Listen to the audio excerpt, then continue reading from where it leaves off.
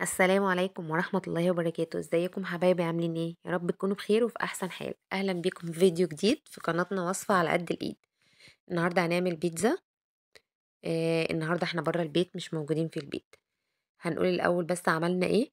هنا حطينا في العجان كيلو دقيق عليه ذرة ملح، وشغلت العجان يتقلبهم مع بعض شوية، وبعدين نزلت عليهم ب3 معالق كبار زيت زيتون،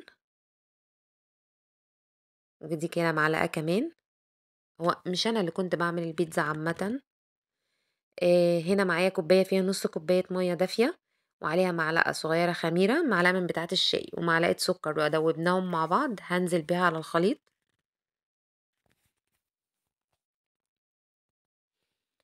هبدأ بقى هسيب العجان كده يشتغل مع نفسه يقلب فيهم كويس، وهبدأ بقى ازيد مية شوية بشوية لحد ما العجينة تتلم معايا. كيلو دقيق اخد معايا بالظبط كوباية مية كبيرة كاملة، ونص الكوباية اللي هي كان فيها الخميرة.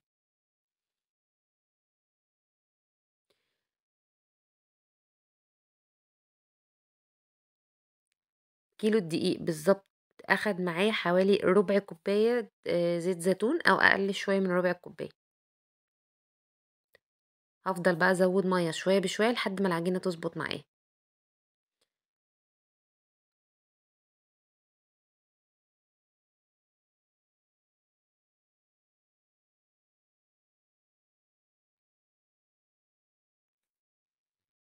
هسيب بقى العجينة تلم نفسها كده.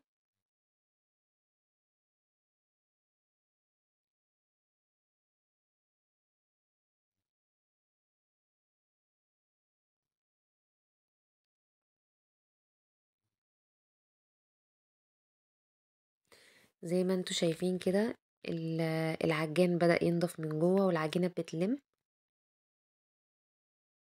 العجينة دي كانت طرية وهشة جدا. ممكن نعجن بدل المية، نعجن بلبن، او ممكن نزود لبن بودر على حسب ما انتوا عايزين.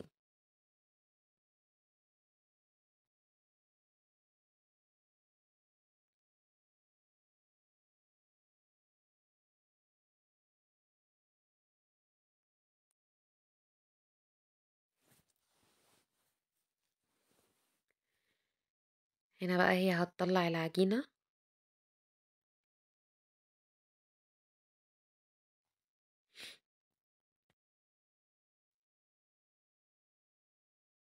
زي ما انتوا شايفين العجينة طرية جدا ومش بتلزق. طبعا احنا هنسيبها بقى تخمر زي ما هي مكانها في العجان، بس قبل ما نسيبها كده هندهن ايدينا زي شوية زيت زيتون، ونحط نقطة زيت برضو كمان في العجان، ونلم العجينة كده بايدينا كويس زي ما انتوا شايفين كده.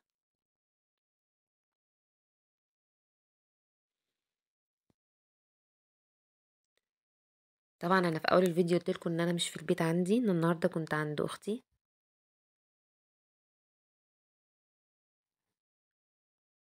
هنغطي بقى العجان، هنسيب العجينة كده في العجان بعد ما دهناها زيت، وهنغطيها بقى بفوطة، بأي ستريتش ريب، أي حاجة عندي. دي عندي أكياس اللي هي بتاعت حفظ الطعام اللي بنغطي بيها الأطباق.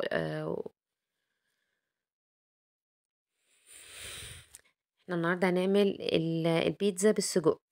في هنا نص كيلو سجق بلدي، وقطعناه كده مكعبات، ونزلنا بيه في طاسة على النار هنشوحه كويس.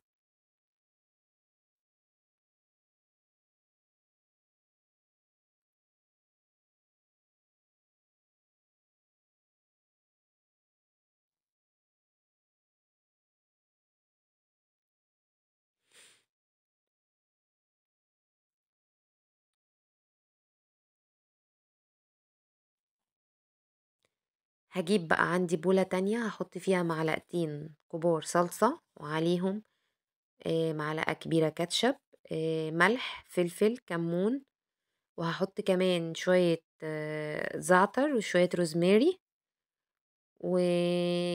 ونقلبهم كويس جدا كده زي ما انتم شايفين.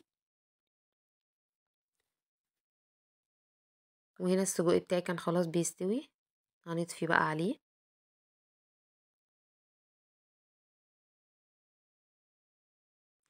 طبعا البيتزا احنا ممكن نعملها بحشوات كتير. هنا بقى العجينة كانت خمرت، هنبدأ بقى نقطعها ونشكلها. كيلو الدقيق هيعمل معانا 4 بيتزا وسط، بس احنا هنا هنعمل 3 بس. هنعمل واحدة صينية صغيرة أو متوسطة اللي هي دي، وهنعمل واحدة تانية كبيرة.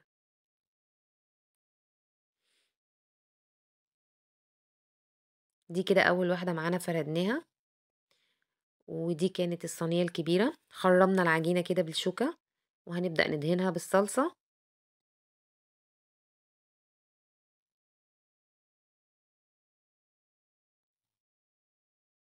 صلصة البيتزا دي إحنا ممكن نعملها طماطماية، نبشرها كويس جدًا أو نضربها في الخلاط، ونحطها على النار تتسبك بمعلقة زيت، ومعاها زعتر وروزماري وملح وفلفل وكمون،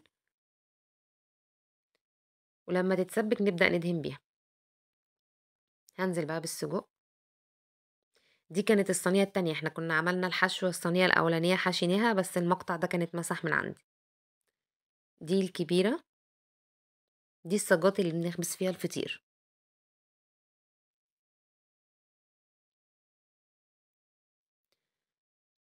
الولاد عندنا مش بيحبوا أي خضار على البيتزا، ولا فلفل ولا طماطم ولا بصل ولا أي حاجة، فكده بس.